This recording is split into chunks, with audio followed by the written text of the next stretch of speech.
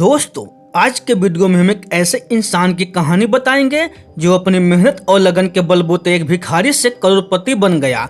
जहां कभी वह घर घर जाकर भीख मांगा करता था, आज न केवल उसकी कंपनी का टर्नओवर 30 करोड़ रुपए है, बल्कि उसकी कंपनी की वजह से 150 अन्य घरों में भी चूल्हा जलता है। हम बात कर रहे हैं रेणुका आराध्य की, जिनकी उम्र अब 50 वर्ष की हो गई है। उनकी जिंदगी की शुरुआत हुई बेंगलुरु के निकट अनेकाल तालुक के गोपाचंद्र गांव से। उनके पिता एक छोटे से स्थानीय मंदिर के पुजारी थे, जो अपने परिवार की जीविका के लिए दान पुण्य से मिले पैसों पर से चलाते थे। दान पुण्य के पैसों से उनका घर नहीं चल पाता था, इसीलिए वे आसपास के गांव में जा जाकर भिक्षा में अनाज मांग कर लाते थे।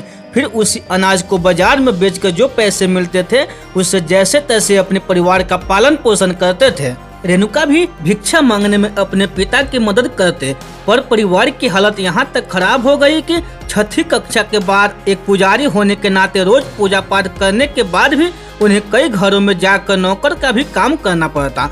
जल्दी ही उनके पिता ने उन्हें चीख पेट के एक नए आश्रम में डाल दिया, जहां उन्हें वेद और संस्कृत की पढ़ाई करनी पड़ती थी और सिर्फ 2 वक्त ही भोजन मिलता था, एक सुबह 8 बजे और एक रात के 8 बजे।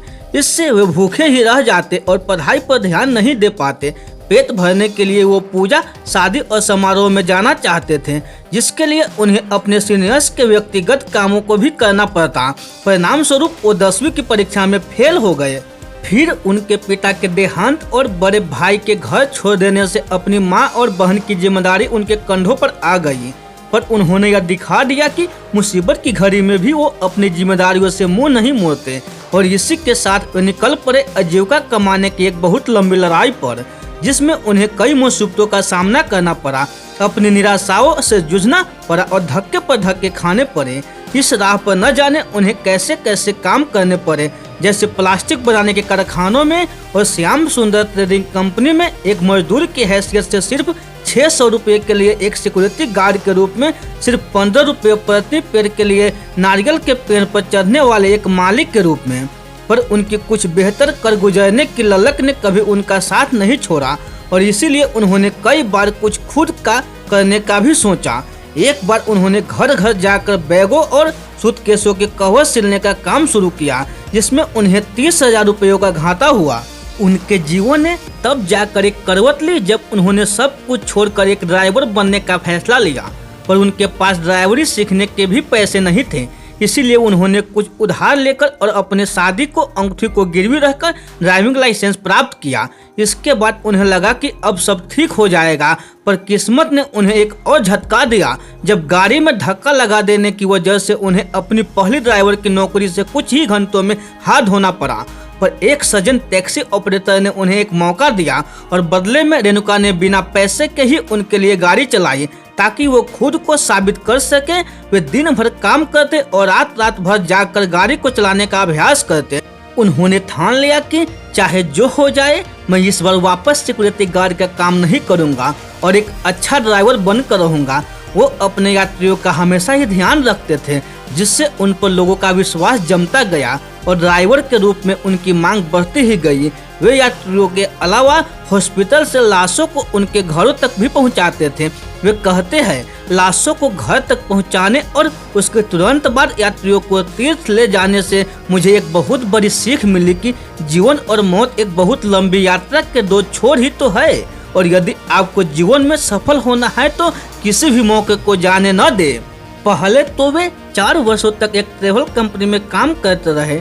उसके बाद वे उस ट्रेवल कंपनी को छोड़कर वे एक दूसरी ट्रेवल कंपनी में गए, जहां उन्हें विदेशी यात्रियों को घुमाने का मौका मिला। विदेशी यात्रियों से उन्हें डॉलर में टिप मिलती थी। लगातार 4 वर्षों तक यूं ही टिप अर्जित करते रहे, और अपनी पत्नी के पीएफ की मदद से उन्होंने कुछ अन्य लोगों के साथ मिलकर सिटी सफारी नाम की एक कंपनी खोली। इसी कंपनी में आगे जाकर वे मैनेजर बने। उनकी जगह कोई और होता तो शायद इतने पर ही संतुष्ट हो जाता, पर उन्हें अपनी सीमाओं को परखने की ठान रखी थी। इसीलिए उन्होंने लोन पर एक इंडिका कार ली, जिसके सिर्फ 1.5 वर्ष बाद एक और कार ली। इन कारों की मदद से उन्होंने 2 वर्षों तक स्पोर्ट सिटी टैक्सी में काम किया, पर उन्होंने सोचा अभी मेरी मंजिल दूर है और मुझे खुद की एक ट्रेवल ट्रांसपोर्ट कंपनी बनानी है। कहते हैं न कि किस्मत भी हिम्मत वालों का ही साथ देती है।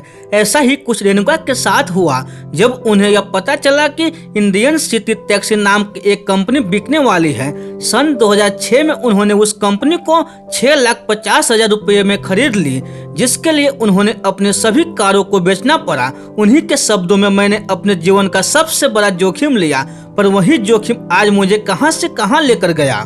दोस्तों, उन्होंने अपनी उस कंपनी का नाम बदलकर प्रवासी कैब्स रख दिया। उनके बाद वे सफलता की ओर आगे बढ़ते गए। सबसे पहले अमेजन इंडिया ने प्रमोशन के लिए रेणुका की कंपनी को चुना। उसके बाद रेणुका ने अपनी कंपनी को आगे बढ़ाने में जी जान लगा दिया। धीरे धीरे उनके कई और नामी ग्रामी ग्राहक बन गए, जैसे वॉलमार्ट, अक्कामाई, जनरल मोटर इत्यादि। इसके बाद उन्होंने कभी पीछे पलट कर नहीं देखा और सफलता की ओर उनके कदम बढ़ते ही गए, पर उन्होंने कभी भी सीखना बंद नहीं किया। उनकी कंपनी इतनी मजबूत हो गई कि जहां कई और टैक्सी कंपनियां ओला और उबर के आने से बंद हो गई, उनकी कंपनी फिर भी सफलता की ओर आगे बढ़ रही है। आज उनकी कंपनी की 1000 से ज्यादा कारें चलती है। आज वे 3 स्टार्टअप के डायरेक्टर हैं और 3 वर्षों में उनका 100 करोड़ के आंकड़े को छूने की उम्मीद है, जिसके बाद वे आईपीओ की ओर आगे बढ़ेंगे। कौन सोच सकता था कि बचपन में घर घर जाकर अनाज मांगने वाला लड़का जो 10वीं कक्षा में फेल हो गया था और जिसके पास खुद का 1 रुपया नहीं था, वो आज 30 करोड़ की कंपनी का मालिक है। तो दोस्तों, ये वीडियो आपको अच्छी लगी हो तो लाइक एंड चैनल को जरूर सब्सक्राइब कीजिएगा।